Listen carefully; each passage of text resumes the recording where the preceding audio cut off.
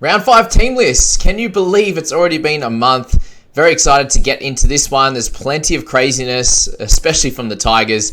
Does anyone else spend the first little few seconds deciphering the three players at the front and what that means to your teams? Because I definitely do. I'm like, Drew Hutchison, what does that mean for Suoli'i? But then I forgot that Manu is out for a week. So we'll get into that very shortly because the Roosters play the Eels in the first game of the week. So we do see that. So Manu is out for 1 week, guys. So what we really wanted from him is to probably have a 30 or 40 this week, lose a bit of cash, and then we could pick him up in round 6 or 7. Unfortunately, we don't get to see that happen, but he's still a clear good option, guys. He's priced under 50 at the moment, so definitely look towards him over the next few weeks. The Roosters are very interesting, like I spoke about in that previous video, so check that out, the 3-game impact video there. Tedesco, someone that you should be clearly looking at getting into your side. They do have a tougher one this week with the Eels, but then it does get a tad easier from there. You'd hope so anyway. They've had some very tough outings the first bunch of weeks. So Teddy, a great option over the next few. Guys like Sammy Walker as well in the number 7 jersey, I think is a great option. He's scoring at 52.5 and he's priced under that in the 600k mark there. So get around Walker as well if you're looking for a gun half. If you don't have the money for guys like Cleary or Hines or these types of players, then Walker's your guy. But I know a lot of people will be trying to save up cash or maybe look to even move on from guys like Sammy Walker to get to a Nico Hines. If you have Joseph Suoli'i there, I think he's a clear hold this week. If you have the extra center or the wing fullback, you can loop him in this first game. So you play him in the 5 and then you have one of those non-players. If you have one of them, or any non-player can go in that 4 jersey, obviously, in the interchange. Or if you have like a Tommy Talau who's not playing, you can slot him into the centers or the wing fullback there and get a good score, or hopefully a good score. But if he happens to go poor, you just play one of those other options there. So that's how you could do that in the first game. If you still own Brandon Smith now, he has lost a lot of cash, but I still think he's a trade out. He's just not going to get the minutes that we hope for, and he's still going to be battling through a little bit of an injury. Even though he's had the rest, it seems to take multiple weeks to improve anything in those ribs, and he wouldn't be able to train completely properly and the like there. So Egan Butcher, another one of those guys that you could potentially move on, but now that he's back playing, if you still hold on to him, you could hold him for this game and see how he plays. He can't go as bad as he did in those first 3. We know what type of caliber he is as a player, and he could definitely improve from there. But yeah, that's the general thoughts on the Roosters at the moment. Eels on the other side of the ball, not so many changes for them. You've got Simonson in the wing, not someone you want to look at. Will Penasini, a great option going forward in the centres. Dylan Brown and Moses, I would have Moses ahead of Brown as an option in this one. Just very interesting in the forwards this week. We were potentially hoping for Matt Dury to start on the edge for Ryan Madison. Madison play through the middle like he has for the last year or so. But they've got Weremu Greg there in the starting jersey. So I'm a little bit iffy on that one. I have a good feeling that Madison will start in the middle and we'll see Dury in from the interchange onto the starting side. Obviously, with this being the first game of the round, this is very good news for us to be able to make that final decision. If Dury ends up starting on the interchange bench, and we know our man Sean Lane is going to be back eventually, that Dury is probably a trade out if he's on the interchange and he can use his cash that he's developed and he's built up to be able to move on to someone else. So that's that there. And with that news, Sean Lane is not back yet and he's not even in the reserves. So good news for Cartwright owners. If you don't own Cartwright, I still think it's really, really risky to be able to pick him up now. But with him not even close, not even in the reserves at all, there's a chance you get probably a couple more weeks out of Cartwright. And even when he comes back, maybe Madison is the one that moves to the middle, especially with Junior Parlour there. He's having a couple of weeks on the sidelines. That's the news there. Jermaine Hopgood, still a great captaincy option in this week, especially with Junior out. Looks like he'll play big minutes with this type of interchange available there. Josh Hodgson and Brendan Hands. They're the 2 guys we need to think about here. Josh Hodgson is a clear trade out. Brendan Hands is not currently in the top 30. There was an article where Brad Arthur was speaking about him. And at the moment, there's no guarantee that he gets in that top 30. We saw that with Trent Peoples last year, that we got him in our side, and then you can have replacements for injuries and suspensions, but then when players come back, they are reverted back to a non-playing. They can't play basically if they're outside that 30, unless there's injuries or suspensions. So that could happen to Brendan, considering he doesn't have a top 30 spot. So it would be a risk picking him up this week. But I understand why you'd like to, at his cheap price there, pick him up and get some of his cash rises, use him as a cash down, and, let him do a good job. I don't know if you'd play him week to week as well. That's the only other thing. It's like if you're trading someone like that in who's risky, you probably want them to be scoring sort of 35 plus. And I doubt that he'll do that week to week. He did score a try last week, which won't happen every week for sure. Raiders v Panthers. I think this is the week you clearly go back to Cleary as captain. Unless you have Nico Hines on your side, I think Cleary's your man this week. They're missing Jack Whiten, who's going to be out for 2 weeks. So I think that's really going to hurt them. Having no proper fullback. No offense to Sebastian Chris. We have Frawley and Fogarty playing together. You'd obviously want White in this team. When they haven't been playing that great, that's how you'd want this to play out. Forwards are still good. You obviously got Josh Papali'i back there. Tarpany playing well. Hudson Young back to some of his best form. And a really solid bench there. But I still think that the Penrith Panthers are going to come down to Raiderland in Canberra and take away this win. Big news on the Panther side is the fact that Zach Hosking is named. It doesn't give us the clear indication that he's going to be there long term because Luke Garner has been rested, it sounds like, for niggling injuries, which whatever you want to decipher that to mean. But Scott Sorensen will start on the edge for the first time in a good while. So Hosking the clear best option here, obviously with our man Liam Martin out as well. But how long Martin's going to be out, he is not in the reserves either. So sounds like it might have been a decent injury. So you'd expect at least a couple of weeks out of Hosking at worst, 1 to 2 weeks at worst. Obviously with that ridiculously low break even, he'll be able to score super well. He has all of his games when he plays big minutes at 55 and above, which is crazy. He had one really poor game in the interchange, but he's going to play big minutes in this one. Looks like he'll play on the right with Cleary, and hopefully we get a Cleary try assist for a nice Zach Hosking try this week. So I think he's still a clear, great option. He's got plenty of money to make. If he does get this long term and you do miss him, you will forever rue the day because he will score well. He will make lots of cash. If, on the odd chance that he doesn't keep the spot over Luke Garner, like he comes out and gets injured or something like that, then that's the only reason why you would look to leave him out of your side and not bring him in. Don't mess up your whole team to get him in. There should be a bunch of mid-range guys that you can go straight to. If you left a fair bit of cash in the bank, you could go straight to them as well. But yeah, Zach Hosking, I think, is a great buy this week. It doesn't come without risk, but still a great option. Guys like Brian To'o, still a solid guy to have in your squad. Dill Edwards, you'd expect a 50 average from him. He is priced under that at the moment by about 50k, so that's something there to think about. Fish Harris had a cracking week last week. I wouldn't be looking at purchasing Scott Sorensen. I'd say he'd be the first one to go out of him and Hosking back to the bench in his normal middle forward role because he does that so well. Guys like Tom Starling, I'd avoid this one. And what you do with someone like Sonny Luke, look, you can hold him. He's going to be out for 1 week. He'll be back straight in the side. So if you expect him to potentially make a little bit of cash, still going forward, he didn't score terribly, thankfully. He wasn't on there for many minutes and still scored over 10. So that was very helpful. And Jordy Rapana is back for the Raiders.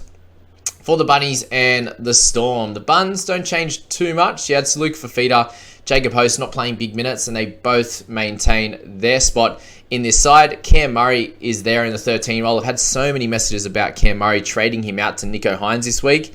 Cam Murray has lost all of his allotment of cash, I would say, or close to it for the season. I can't see him getting much lower than where he is now at about that 830 mark. 800 would probably be the lowest that I'd expect him to get to. He's averaging 58. He's priced accordingly. I think he'll be completely fine going forward. You're owning Michael Cheekham here. Look, there's every chance that he could start in this one or still play big minutes, and he still has a very, very low break even. So I'd be holding Cheekham in this one. If you're owning guys like Isaac Thompson, he's someone that's very, very scary, obviously, but they come up against a slightly lesser side in the Storm. Not of years past, but definitely this year. Not playing as well, and I expect that he could do okay this week. He's going to be that up and down scorer though, so if you can avoid playing him in your starting 17, then that could be a good option, or maybe you can loop him in or something like that. Try and loop someone else and have to play Isaac Thompson if the other guy doesn't play too well. Isaac Thompson or Warbrick this week? That's the big question mark. I still think that Thompson could potentially be a better one than Warbrick, but I see them as very, very much a 50-50 type of player each there. Warbrick obviously had a massive score in him, and Thompson doesn't really have the big one. He has sort of that 40 in his game, where Warbrick has a 64 there now. So very, very close as to who you play, because Storm up against the Bunnies, I think, is going to be a tough one for them. Guys like Isaiah Tass, if you need a good centre, he's a cracking option this week, and I would be holding Latrell Mitchell even after his poor outing last week. Lockie Ilias, Also one of those guys you could hold with the lower break even. If he scores a 40 plus, he's going to make you some good money. Anything under that, not going to make you a hell of a lot of cash, and has that last game built up his confidence so he can be a better player week in, week out, and sort of hit that 40 plus on a regular basis. I hope so, because there's definitely things we could do with him this week. There's also options to trade him to. He's an easy straight swap target for someone like Hosking if you have the half cover. Okay, let's move to the other side, and really not too many changes for the Storm. We do see Tom Eisenhuth come from the 18th man into 17, which he can play middle, he can play edge there. I think the way that they have to play this is continue with the Oro and Katoa there, playing the big minutes on the edge. Split the minutes there, Kamakamika, Welch there, and King. King's playing huge minutes, and I don't know if he needs to play that big. There's him playing massive minutes. He's playing more than Murray on a weekly basis on average. So if you compare the pair there, obviously both have great motors, but does King need to be playing that when they have a lot of options that can play 30 or 40 through the middle there? So I see that's how I see it happening there. King's still a great option. He's still very much priced high though now at over 650. Harry Grant, you expect a bounce back from him. And Jonah Pezzett, would you pick him up? The issue now is that Hughes is back in one more week. So what you do with Pezzett, I wouldn't be trading him in. If you picked him up last week, you ride these rises, but other than that, not great. Munster, still a solid option. He's just so strong in there as well. George Jennings is in the 21 this week. Still been playing Q Cup. What do they play? New South Wales Cup, Q Cup? I'm not sure. I think they play Q Cup. But yeah, he won't be back, it looks like, this week, but definitely keep an eye out. Thankfully, it's an early game on the Friday, so you can make your decisions there. Okay, the Seagulls. So plenty to talk about here with guys like Morgan Harper being back in the centres. There was a bit of talk of Garrick potentially playing that role, but he stays on the wing, which is good, I think, for Fantasy and Supercoach. Tom Trbojevic came off a lower score last week. I expect a bounce back here. Didn't expect him to score too well last week against the Bunnies, and he had his chances to do so and didn't get too much, but still a mid to high 30s was solid. He'll still be a keeper throughout the year. DCE had a bounce back as well, so Trbojevic could come out and do the same this week. Those who were looking at Carl Lawton, we see Lockie Croker named, and that's what we kind of thought, that it would be a 1 week injury for Lockie Croker, and we wouldn't see Carl Lawton in the side. He's in the reserves there, so I think we can put a line through Lawton as a potential option this week. Hopefully a bounce back game for Josh Aloiai, who had a bit of a tough one to finish. KO Weeks in the 14 again. You've got Sean Kepi, who's been doing really well. Too late to pick Sean Kepi up now, I think, but if you grabbed him last week, you're very happy with his output there. For the Knights, Lockie Miller, I think, is clearly someone you need to have on your side. He will have a tougher run of it this week up against Manly, but for the 27% that have him, you're very happy with how he's been going, and I think that can continue. Greg Marzhew, we spoke about him as potentially being an option. Again, a tougher outing against Manly, but he can still do well regardless because he's such a big body, and if they do well on the inside and he can get one-on-one with players, he will score tries. He's that good. So Marzhew, potential option if you're looking at him. Jaden Brailey is coming into contention across this last week with a big score, making big tackles in the middle for the Knights. I don't see this changing for him, and he's someone that does play in round 13. He has two kind of weird buys. There's one in 10 and one in 14. So how you look to play that? A great article was out there by the Mikado there by Jason Robson, where he spoke about having the combination. So Harry Grant and Jaden Brailey, Cook and Brailey, these guys that are playing Origin in round 13. Brailey can play 13 for you, and then you get their return in round 14 when Brailey is out. It doesn't really help guys like having Robson and Brailey because you can only play 13 players in 13, 16, and 19, the big buys there, and they have to be in their perfect position. So it really doesn't matter about any of the bench. It has to be 13 from the starting side. So having Brailey and having someone like Robson who plays that round 13, not ideal because you can only play one of them. So that's something to think about. Obviously, Brailey's underpriced at the moment. He's got about 100k to make at least if he can continue scoring like this. So maybe one of those guys you can move on in round 13 or something like that. There could be an injury, suspension. Most likely is going to happen from one of them. So I still think you could select them. I have Robson and definitely looking at someone like Brailey in the next couple of weeks. So that's that. Leo Thompson keeps scoring well, and I think he keeps getting breaks in this one because now they have Kurt Mann out. It looks like Jack John's going to potentially play 13. So Leo Thompson, Matt Croker, if you have them in your side, doing great. You probably have a little bit more of a runway with them, but they are priced up now. Tyson Frizzell is someone I think you should be looking at because he is an underpriced gun. After having his couple of random injuries, head knocks and the like, he comes out and had a big one last week. So he's one of those guys to look at as well. So definitely, the 9, 10, 11, and 16 for the Knights there are potential options in your side. And Lockie Fitzgibbon continues to score really well, strangely enough. I've never seen him have this kind of consistency. Cole is the one that's out, obviously, for Harper, so I'd be trading him out. Looks like probably 5 to 6 weeks with a bad MCL injury, so not good at all there with him. Dragons and the Dolphins, a 5:30 game on the Saturday night. It's going to be a fun one. I think it'll be semi-close, but you'd imagine the Dolphins get up in this one. Dragons have been falling away in the back end of the week, so Hamiso Tabuai Fido is one of those great options. Again, I think, as I said, he's going to be a keeper in the centers. He comes up against the Dragons, but I think he can continue to score well there. Tyrell Sloan on the other side of the ball, he had a 27 last week, still made some cash, and he's still got a low break even, so I'd expect a slightly better score this week coming up against the Dolphins, who shouldn't play as well as what the Sharks did the other night. So for Sloan to still get 27, was really, really good news for anyone who's looking to own him. Murdoch Masila was named again in the 11 jersey, guys. So surely there's a chance at some point he finally scores decent and picks up a 30 or so. If you do want to hold him, that's completely okay because he's not going to lose you any cash. He only has the potential to make it, but he continues to score really poorly. So if you want to trade him out, that's completely fine. Jack Bird at 13. A few people are like, oh, do I trade Jack Bird to Lemuelu, save some cash? I get it, but there's a reason you grab Jack Bird. He's going to be that consistent scorer in this 13 jersey, and I doubt that he gets a spell starting off the bench this week. And just nothing really went right for him last week. They had 40 put on them as well. So a middle forward is going to miss some tackles when guys are making offloads and pushing off him and stuff, and then a lot of time being spent standing behind the post. So Bird will be fine. Jacob Little is someone I'm worried about though. So if you want to trade him out, I completely understand. You can go him to a Brailey if you're looking at that as an easy example there. Jack Bostock comes in for Tessie New, who played with a really bad MCL or PCL injury last week. So well done to Tessie to get through that. I spoke about Hammer. We've got Isaiah Katoa, who comes back from his elbow injury. He will still split the kick meters with Milford. Milford loves a long kick, so I'd imagine they keep going with that. And Katoa might take a little bit more control over this team compared to when playing with Sauce, Sean O'Sullivan, who's going to be out for a long time. So Katoa, I wouldn't bring him in, but I can understand why some people are looking at it. He's still fairly cheap. Anyone under 300k that you can get in as a cash down, who looks like his spot is safe in the team, and they gets to play all the way till round 11. Potentially could play him in round 13 as well. I can understand why I'd go for it. Not personally for me this week, but I can definitely understand. Tom Gilbert should have a bounce-back game this week. Mark Nichols has been good. Mason Teague back to 17 there with Jeremy Marshall-King in this side. Again, after his 2-week suspension. Is he an option? He's going to be okay. I doubt he'll go nuts like he did in round 1, but that's that. Lemuelu is still a good option, guys. Probably the last week I think you should get him. Just with him getting closer to 500k now.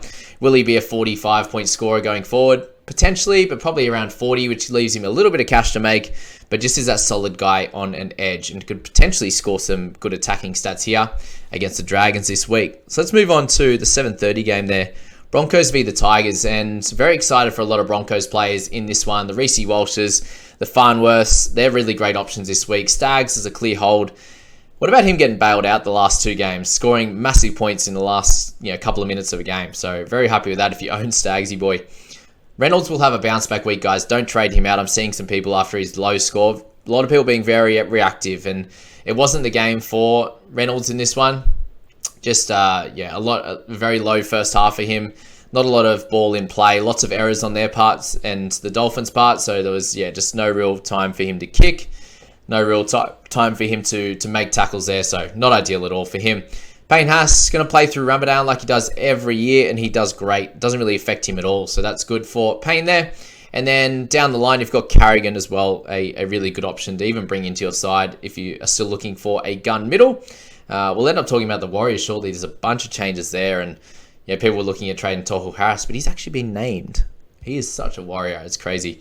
Sounds like we haven't heard anything from him, but that was a PCL injury. It looks like it's a 4 to 6 week injury, but maybe he's semi-okay.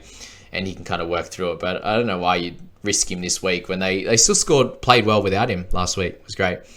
This Tigers side, I can't work them out, seriously. The starting side's the same. So same 13. They wouldn't tell us anything about Bateman's injury, so maybe he's a laid out. I don't actually know. But the bench has completely changed. So you've got Sean Bloor, Offengawe, Galway, and Dane Laurie all missing this week. Alex Seyfarth, who played last week, is out as well. Interchange of Simpkins, while Matamua and Stafford Toa. I really like Matamua, and I know a lot of other people do as well. But this Tigers bench and the way they're playing this is just so risky. And unfortunately for Bloor, good chance he misses out on this one. Obviously, wait to see how things are with John Bateman, and a lot of people were worried about him. I would hold off on bringing Bateman in for that reason, and I would hold off on trading Sean Bloor because there's every chance he plays this week, and he has a low break even, and that could be very helpful there. But Dane Laurie, to miss this side altogether is just, I think, ridiculous because I felt he was one of their better players over the first few games. And yes, they need to make some changes, but I don't know if Dane Laurie is the man to trade out of this squad. So as much as Dewey tried to do his thing last week, that he wasn't really able to help him that much. Wakeham did okay, but he's going to have to learn how to run the ball a lot more and do plenty of work out there. So let's start with the Warriors here, and there's plenty of changes. Tamati Martin, unfortunately, looks like he's out from that head knock, which is very sad. So he's going to miss this week, and Volkman returns to the 6th position. So what would you do with Tamari Martin? I think you need to hold him. Looks like he'll be back next week. He scored really well the last 2 weeks, and that means he's got a bit more cash to make. So unfortunately, you take the L this week, leave him out of your squad like you did with Chance and not trade him out. He will come back and hopefully have a good game. And against the Sharks here, it might be a little bit of a bloodbath if they play as well as last week. So might not be the worst thing to have Tamari out, but if you're focusing on him, having him in your starting 17, that is frustrating, and I can give you that there. Okay, the forwards, we see our boy Jackson Ford still named at 11. As I said, Tohu Harris named at 13, so not much changes for them apart from the return of Wade Egan, who's had an incredible first 3 games. And can he continue to do it? I think he can have some type of attacking stats each game. I would not bank on it in this game. So if you're looking to trade him in, I would probably hold off a week. But I would understand why you'd like to look at him this week. All of the Sharks players, guys, they have one more week before the bye. So I still think you should be holding off on guys like Hines. Last week was the week to get him if you wanted to. This week, you're just kind of chasing last week's points, I think. And probably blowing up your team to do so. The amount of people I saw trading out Cam Murray, Pat Carrigan, these types of players for Nicho Hines, and I understand you need to find a lot of cash for him, but I think you should build it up this week and next, and then be able to have 300 or 400k in the bank and do a straight swap from a 600 or 700k guy to Nicho Hines from there, or you do a downgrade to get that 300 or 400 or 200 and have a little bit in the bank, and then build up to Hines from round 7, because you're only going to get him all the way to 13. And then he potentially could be an Origin if he keeps playing like this. He probably should partner Cleary if he continues to do this, because his running game is so important. Yes, they have the nice connection with Luai and Cleary, but Hines is a much better player, I think, and has probably a better running game than Jerome Luai, and can be a great option with kicking. Obviously, they'll work out what happens with guys like Burton if he plays centers and stuff, but as a kicking option, but I think Hines should be in that spot. So something to think about, but round 7 is the way I'd be playing it. Braden Trindle, guys, is in the 17. So if you're holding him still, he's still got the -10 break even. I think he's going to do a job for you there. I'd be worried about playing Chance in this one. I still think he's got good base on him, but we saw what happened when they played a tougher team in round 2. He wasn't scoring very well after 50 minutes before he got the head injury. So keep an eye on Tohu Harris for late mail. So you could potentially hold him this week. I probably wouldn't try to trade him if he's named this week, because he's going to be one of those guys you want to hold long term. So even if he is out this week, it's probably a 1 week thing, and then he can make your decisions from there. Okay, Bulldogs Cowboys here. Hayes Perham has been doing great. Still half an option here. I think he could do well against the Cowboys. They're missing some outside backs there. Peter Hiku comes back, but Brendan Elliott is the player that comes in for our beautiful man Murray Talangi on the edge. So how do you think the Dogs are going this one? I think it'll be pretty close, and at home as well. Paul Alamotti is scoring well. I think he's still a great option to play in this game. He does come up against Hiku, who has been fairly solid, but that left side I think can do some damage down the right of Peter Hiku and Kyle Felt with Townsend there. And they'll have Mr. Hylam Lukey potentially on that right, or Cohen Hess. So Hylam Lukey comes back, and you definitely need to keep an eye on him as a potential option this week or next. They have Jeremiah Nanai out for 2 weeks, but Lukey will end up in that 11 role. That's where he was for the majority of last year. And with no Tom Gilbert to take minutes off him, I think Cohen Hess will come back through the middle. They do have Mitch Dunn in that 15 role. I think he'll come on for Cohen Hess, when Cohen Hess goes off or goes to the middle, and that's the way they'll play it. Griffin Neem as well, still there for bigger minutes. Riley Price is on the bench. So not a heap of big minute guys on that bench, with James Tama out as well with a bit of an injury. So a few guys out for the Cowboys. Will be interesting to see how this goes. Matt Burton, I'm still slightly worried about his scoring potential going forward. 40-odd last week. There's so many guys doing well in that half position, Johnson and the like, that are just much more consistent and scoring way better. I still think you can hold off on Burton, but I can understand why people are looking to put him in their side because he's so cheap and doing an okay job there and potential for big scores going forward. Tom Chester, I think, is a hold, guys, clearly. Obviously not a bye this week. He'll have one more week. There's potential that he goes to the wing instead of Brendan Elliott, so keep an eye on that. Elliott is a winger. Chester is a fullback/half, so how they play that. Or Chester can go to the interchange, but I still think they've got Granville as that better option there. But the way Chester's been playing, the effort he's been putting in, I think he deserves a spot in this side. If you have Reece Robson, don't be trading him out either. Jacob Preston, keep starting him. And Sutton could potentially hold for 1 week, but I think he's probably a trade out as well. All of these guys we will clearly go through in the buy, risk it, hold, and sell with Scoop. The video will be being made tonight and posting tomorrow morning. So I wish you all the best of luck heading into round 5, and I hope you enjoy all the content this week. Make sure you check out all those videos. I really appreciate your support. Just by watching all of those is the best way to support me. Thanks, guys. Have a good one.